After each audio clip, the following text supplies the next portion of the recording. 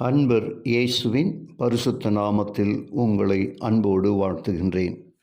இன்றைய வார்த்தை, தீமையை வெல்லும் வழி. நீ தீமையினால் வெல்லப்படாமல் தீமையை நன்மையினால் வெல்லு. ரோமர் 12:21.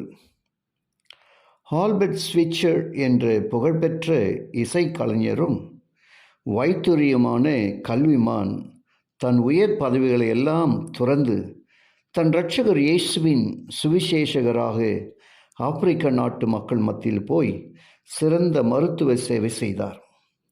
ஒரு நாள் அவருடைய காட்டு வைத்தியசாலைக்கு மிகவும் காயப்பட்ட ஒரு மனிதனை தூக்கி கொண்டு வந்தார்கள்.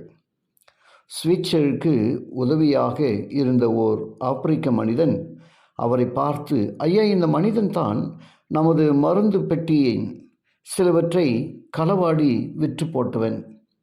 தங்கள் உதவி பெறுவதற்கு இவனுக்கு கொஞ்சமும் தகுதியில்லை என்று முரட்டு குரலில் ஆத்திரத்துடன் பேசினார்.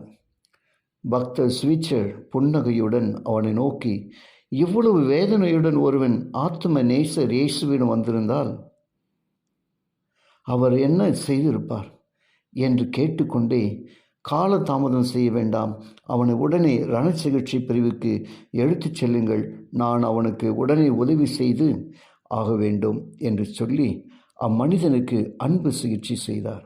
சுகம் பெற்ற பின்பு அந்த மனிதன் மனம் கசந்து அழுது மனம் திரும்பினான். கிறிஸ்துவின் பெண்ணடியார்கள் தீமையை நன்மையினால் வெல்ல வேண்டும் என்பதை கிறிஸ்துவின் கட்டளையாகும். ஜான் வெஸ்லி பெரிய கூட்டம் ஒன்றில் பேசி கொண்டிருந்த சமயம் 2 வாலிப துன்மார்க்கர் கூட்டத்தை எப்படியாவது கலைக்க வேண்டும் என்று நோக்கத்தில் வந்தனர். 2 கற்களை எடுத்து கூட்டத்தின் மத்தியில் எரிந்துவிட்டு ஓடிவிட திட்டமிட்டனர். அப்போது வெஸ்லி பின்னால் மறைவாய் நின்று கொண்டிருக்கிற வாலிப சகோதரர்களே, இயேசு உங்களை நேசிக்கிறார் என்றார்.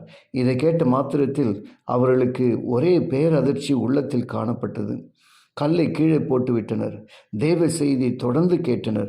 கூட்டம் முடிந்த பின் பின்னால் நின்ற அந்த சகோதரர்களை பார்த்து, கர்த்தர் உங்களை ஆசீர்வதிப்பார் என்று வெஸ்லி அந்த வார்த்தைகள் அவர்களுக்கு ஆறுதலை கொடுத்தது. கூட்டத்துக்கு தொடர்ந்து வந்தனர். இயேசுவை சொந்த இரட்சகராக ஏற்றுக்கொண்டனர். ஒருவனும் மற்றொருவன் செய்யும் தீமைக்கு தீமை செய்யாதபடி பாருங்கள். உங்களுக்குள்ளும் மற்ற யாவருக்குள்ளும் எப்பொழுதும் நன்மை செய்ய நாடுங்கள் என்று வேதம் கற்றுக் கொடுப்பதை நாம் மறக்கக்கூடாது. ஜெபிப்போமா. கிருபையுள்ள நல்ல பிதாவே, உமக்கு நன்றி செலுத்துகிறோம். இன்றைய நாளின் வார்த்தையின் வழியாக நீ எங்களோடு பேசின உடைய அன்புக்காய் கொடான கொடி ஸ்தோத்திரமப்பா. கேட்ட ஒவ்வொருவரையும் நீங்கள் ஆசீர்வதிங்க. ஒவ்வொரு குடும்பம் இன்றைக்கு ஆசீர்வதிக்கப்படுவதாக இயேசுவின் வழியாக ஜெபிக்கிறேன். ஜீவனுள்ள நல்ல பிதாவே, ஆமென்.